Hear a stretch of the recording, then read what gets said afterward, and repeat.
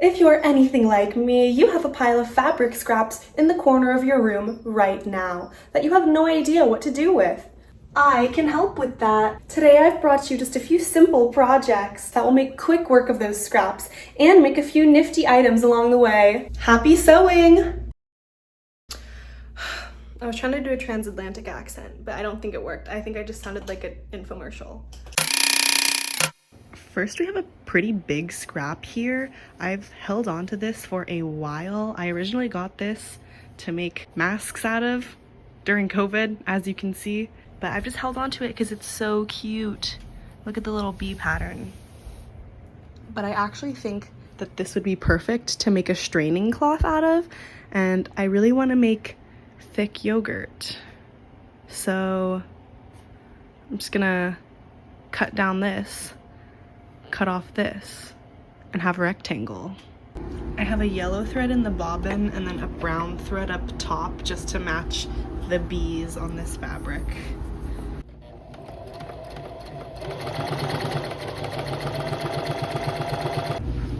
As you can see, I sewed all around the edges and left a little gap to turn inside out.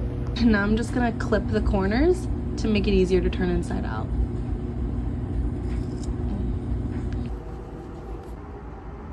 A better seamstress than me would iron this, but I don't have an iron and I'm still me.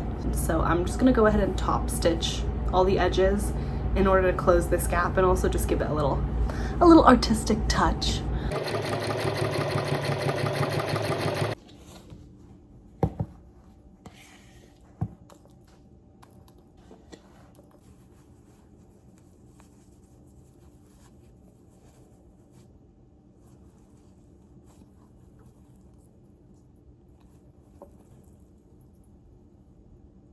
This is working incredibly well. Could probably use this instead of like cheesecloth for stuff as well. I'm pretty sure this is whey, the water that's being left over, so that would be good for smoothies and stuff. If you're into that. It's pretty dry, but it's kind of the texture of labne. But I want it drier than that. Dry yogurt. Dry yogurt. Boom, boom, boom. This is far from the prettiest yogurt bowl I've made, but I think it'll be good. It just has some cinnamon honey, chia seeds, and frozen blueberries. And for the rest of this fabric, oh, you thought I wasn't gonna do anything with it, huh? You thought it was too small to do something with. Think again. I'm gonna create a little cord wrangler with this. So I have this little rectangle of fabric, and I'm just gonna create a tube out of it. Now to turn this inside out. Now that we have this tube, I'm just gonna tuck this top down. Again, use an iron if you have one, or a hair straightener, whatever you have. I don't have either at the moment. So I just folded that inside, and now I'm gonna stitch down right here to seal everything off. Now you could just stop here and like tie it around whatever cord you need, but I have little fasteners that I'm just gonna use to finish this off.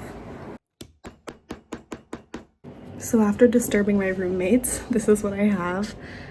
Just a little band with some fasteners on it, and I'll show you how I'm gonna use it. This is the cord that I keep in my backpack all the time, just in case my computer dies. So first I'm gonna wrap it up.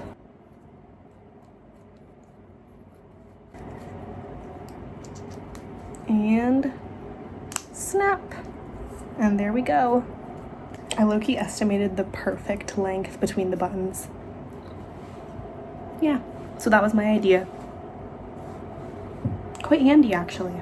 Next I have these scraps from a pillowcase, which I actually used to make a costume for my dog, which is why there's this cut out, but I'm gonna use this fabric to make some reusable cotton pads. This is actually very topical for me because I just ran out of cotton pads for taking off my makeup. I usually like just take it off with like micellar water when I do wear makeup, so I don't have any more.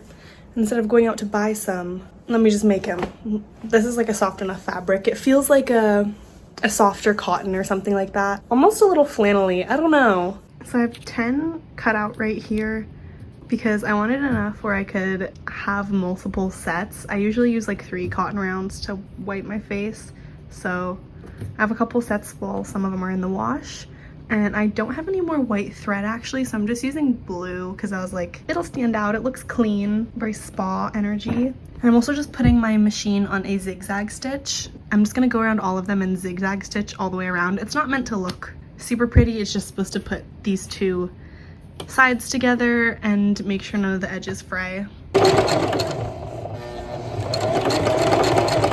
And before putting them on my face, I'm just gonna throw them in a little garment bag to wash along with my little yogurt cloth. And honestly, you could spend the time to like cut these out all evenly and sew them inside out, having no frayed edges and stuff. So these could look really nice, but I'm not doing all that for some cotton rounds.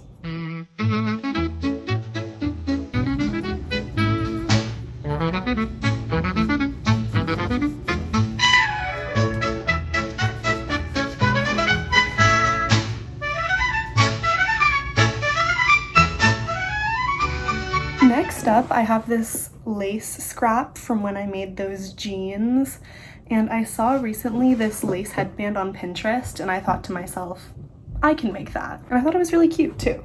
Like, I would actually wear that headband, and I don't usually wear headbands. The only issue is my lace isn't symmetrical, so I think it may look a bit different. Let me try. Like, is it worth even sewing it, or should I just leave it? Should I just leave it like a tie headband? Let me try to sew it. I just vaguely measured my head, and it seems like if I sew right where that divot is, it should be good. It's just a loop of lace now. I cut off the edge. And now I am using a lighter to make sure none of the edges fray, because this is just some polyester lace. It's not anything that can't be melted. So yeah, cute. It's just a loop. And now it's a headband. Cute. It wasn't too small. Perfect.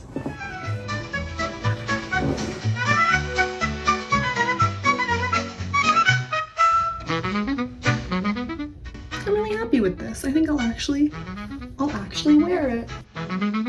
Cutie. So for me, this is not truly a scraps project because I did just use this bolt of fabric that I had. But like, if you had a lot of long, skinny scraps, you could make this hypothetically. But all I did was make 3 super long tubes that are bigger than my hips import in. And now I'm just going to turn them all inside out with a safety pin. Yup.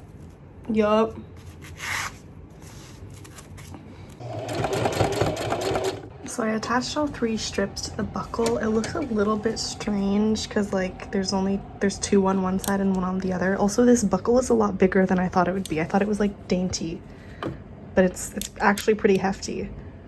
And then I would just braid them like a normal ass braid. So this is the belt after braiding it. I think it's pretty cute. And then I sewed it just on the ends together here. I'm gonna cut all these off and then create a loop for the end to just make it look nice and just like wrap it around like that to finish it off. And then I'm also gonna make a thicker loop to create, you know, one of those belt loops. So what the excess of the belt can be tied up nicely. You know what I'm talking about. So this is what that loop looks like. Just really basic. And then I just slid it on at the end. And at the very end, I capped it off with this little bit. JK, this is what it looks like. I fixed it a bit. This is not actually how I'd wear it, okay?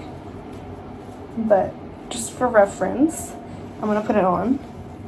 But I made it a braid belt because you can just make the hole anywhere. Wait, this is actually cute. I didn't have super high hopes after I braided it. After I braided it, I was like, eh. But it's actually cute. I do think the belt width to like buckle ratio is a bit off. But to be fair, I thought that this belt buckle was gonna be smaller.